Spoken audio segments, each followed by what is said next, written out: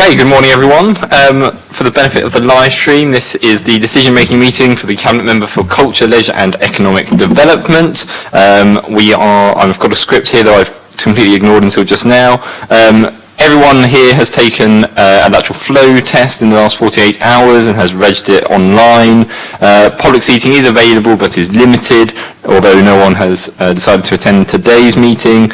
And please can we just maintain social distancing, which everyone is doing wonderfully, so thank you. Do we have any deputations today? I don't think so.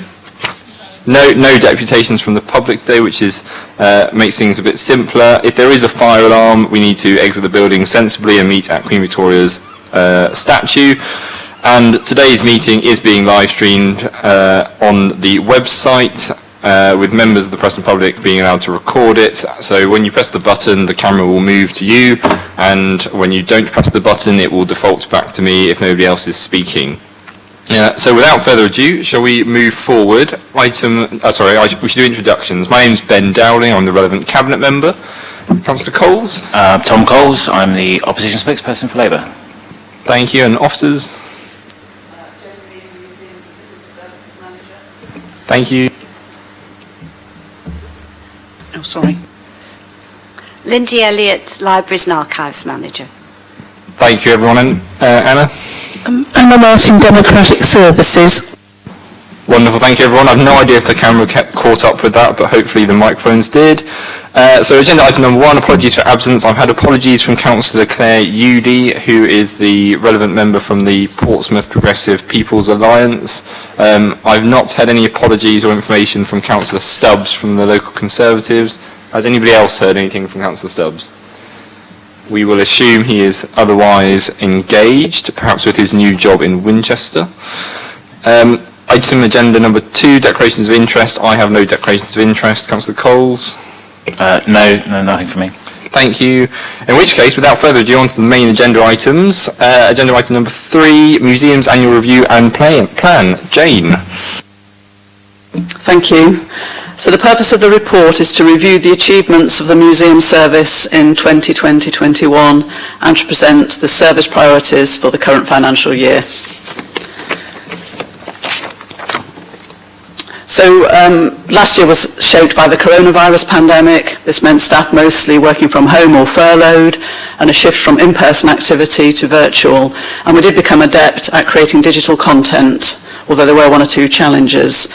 We did open between lockdowns, not all the museums but some, and we did achieve visitor numbers well above what was predicted for the sector, especially at the D-Day story.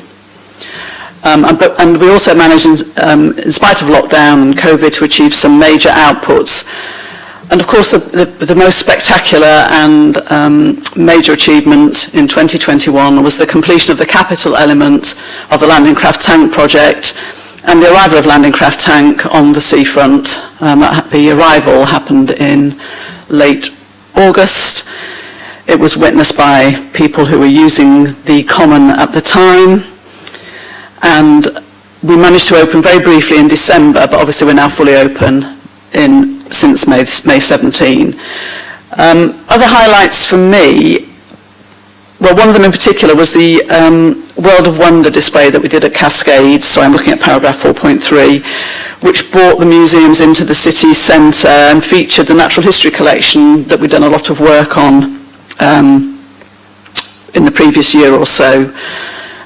So that was quite something as far as I was concerned. And also during lockdown, we did do a lot of work on the collections to improve documentation and cataloguing, which of course makes the collections much more accessible for use, both by staff and for members of the public. The focus was the natural history collections, but we also did a lot of work on our handling collections. So they're the key things really for last year. So this year, we're very pleased to be a significant contributor to the city's holiday activity and food programme to deliver fun and food during the school holidays, hopefully with the support of colleagues, and also to be supporting freelance providers at the same time.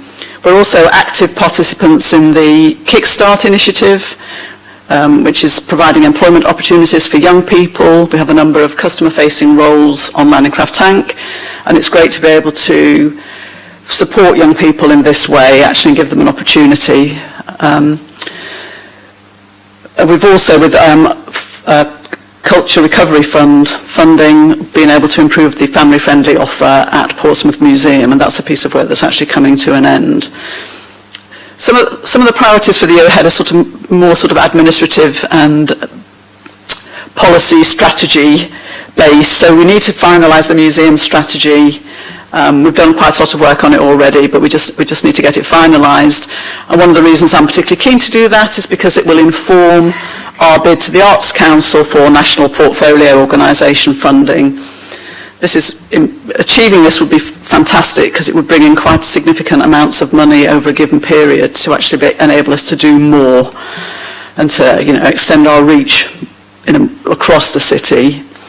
We need to finalise the business plan for the D-Day story, partly because we are under some pressure to actually develop a surplus which will fund the maintenance of Landing Craft Tank, not in an ongoing way, but it will fund major overhauls when they're required. And then we've got this other fairly big piece of work called accreditation. This is the national benchmark for museums in England.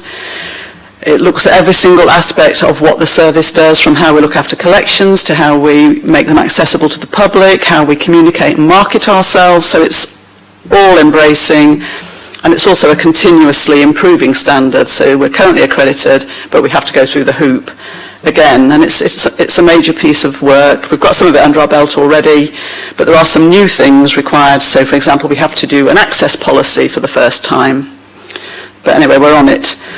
And then more interestingly perhaps, we're also working on a major exhibition featuring the Council's Civic Silver Collection, which is a collection of some significance. Apparently it's one of the best collections outside of London, second only to Norwich, I'm told. So obviously it's really exciting to be doing that, and that'll be a very positive thing, opening in May 2022. Thank you.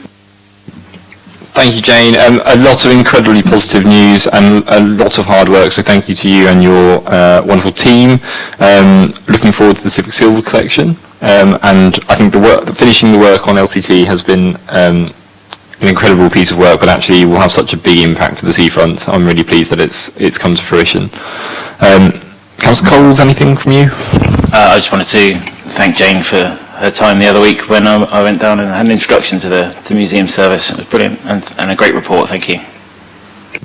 Wonderful. In which case, no other comments, questions? No, we're happy. I'm also happy.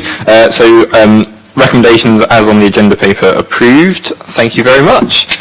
And now on to another very important service in the council, libraries and archives. Over to you, Lindy. Thank you, councillors. This is the Libraries and Archives Update Report. Usually this is an annual report, but due to circumstances last year, it was delayed as our usual direction of travel was completely knocked out of skew. So this is a 24-month report, which does talk about everything that we recommended we would do 2 years ago, and reports on those as well as proposing updates for the year going forward. But also there's an appendices talking about and reporting on all the activity which is outside or indeed what is outside what has previously been our standard activity, but obviously we're at a crossroads at the moment and there may be a rethink. So in terms of that period of COVID and lockdown, libraries and archives, like most services across the city, closed around the 23rd of March. However, it became very clear that there was a real issue, particularly around digital access for residents who don't have it. And this was a reason why libraries nationally were required to consider some reopening as soon as possible. And with the change in regulation, we're able to reopen at least the core libraries and the larger libraries from March 2020. And over the year, the level of service has fluctuated as regulation changed. and the tier that Portsmouth was in also changed. But at best, we've been able to offer everything, including browsing services, but not events. And at worst, the minimum we've offered has been digital access for essential use and click and collect services, information services, and so on. Clearly, none of this has impacted the digital service, which has been free to everybody throughout this period. And just to give you a couple of headlines, although physical loans declined from 380,000 in 2019-20 to just 92,000 in 2021, we did have an 158% increase across all of our digital services. And particular hits were around particularly our newspapers and magazines, which has been a massively popular service, providing access to the local news and also anything, the major papers across the world. And we've been astounded how well that's gone. Clearly, people have turned to digital books as opposed to physical copy because of the safety impacts, but also the music streaming, the downloads and so on have been a real godsend for a lot of people, and we've received some great feedback. In terms of home deliveries, they rose from 251 clients to 831 over that period. And mixing the home deliveries and the click and collect, we delivered over 1,900 packs between November 2020 and April 21. So all of that a complete shift and things that the service wasn't doing before.